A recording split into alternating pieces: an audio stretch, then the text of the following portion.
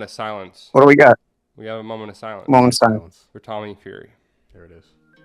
There it is. Take notes.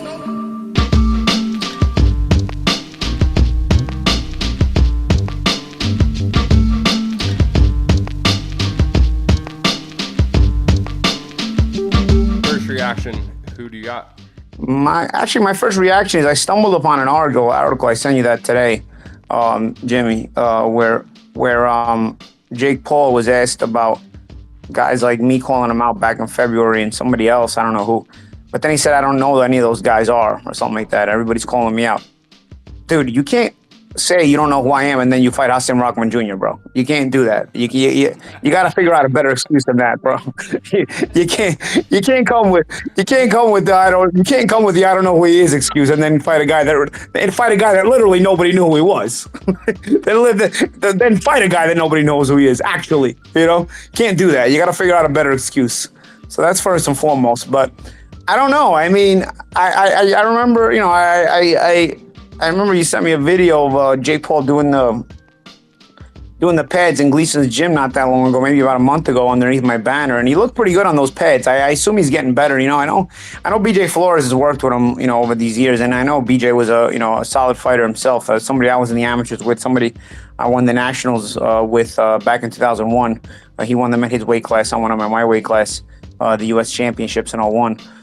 So back when we were amateurs. So, I know he's got a team around him that's got a pretty good pedigree. I know Jalen Love was on his team and probably a couple of other guys. So, if he's putting in the work, which I from that pad session, a little bit of pad session that I saw on that video, he does look like he's getting sharper. His punches are snapping off well. And he's getting better. I mean, we'll see if he can put it together inside the ring now. It's one thing to look good on the pads and one thing to look good on the bag, but, somebody else hits you back. Rahman Jr., like I said, I can't really put a gauge on him. I would think this is still a tough fight, regardless of where Rahman Jr.'s level is at. I got to do my research on Rahman Jr. at this point. I don't know how he's looked in his career or whatnot, but, nonetheless, he's been a guy who's been boxing pretty much his whole life. So I would think this is certainly a challenge and a step up for Jake Paul, even if he's fighting somebody that nobody knows who he is.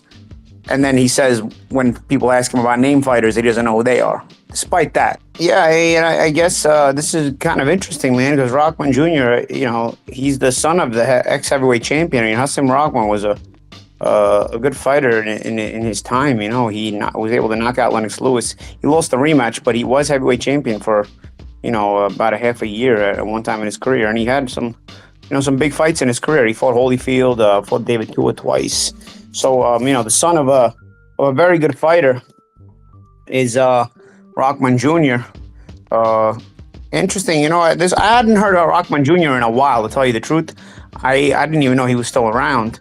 I don't know anything about him of late. Has he been active? I mean, maybe the viewers can even tell us. And last time I remember hearing about Rahman Jr. was when he sued Mayweather. I think he was the one that sued Mayweather for those like half-hour straight sparring sessions they used to do in that gym. How old is he now? He's 31. Yeah, because I can remember in 2006, a few months before I fought Cotto, I was at the James Toney Hasim Rahman fight, and I think that fight ended in a draw. But I can remember Rahman's son coming up to me. I didn't know it was Rahman's son, which I think might be Rahman Jr. And he said, "Who you got tonight?" And I said, "I like Tony." And he's like, "Ah, man." He's like, "Rahman's my father." I'm like, "Nah." I was like, and I remember thinking like, "Nah, I mean, that's, it's a good fight, whatever." I kind of felt bad. I guess he wanted my genuine opinion. But I don't know if that was the son that was asking me that question. Like, I don't know a lot about Rahman Jr., but I remember one of Rahman's sons suing Floyd as well. Interesting choice nonetheless. I mean, this is a real boxer. I did not think Tommy Fury was a real boxer. I mean, Rahman Jr. has been boxing. I mean, I don't know how active he's been, but nonetheless, this is a guy who, intended to make a career for himself in boxing, even if it hasn't panned out for him, So this is not Tommy Fury, who essentially was the same as Jake Paul, despite what the British media tabloids tried to sell us on, that Tommy Fury was the first real boxer Jake Paul was fighting. That was actually a false narrative. Tommy Fury was not the first real boxer Jake Paul was going to fight. Tommy Fury was the exact same thing Jake Paul was, a reality guy who was boxing. Rahman, though, Rahman Jr., regardless of anything, still is a guy who, was intending to box at one time in his career and try to make a career out of it. So, it's certainly very interesting.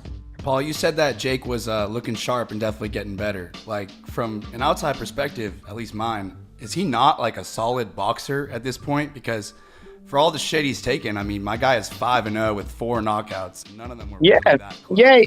Yeah. No, he's done pretty well. I mean, I thought he was losing the Woodley fight, the Woodley rematch when he got the knockout.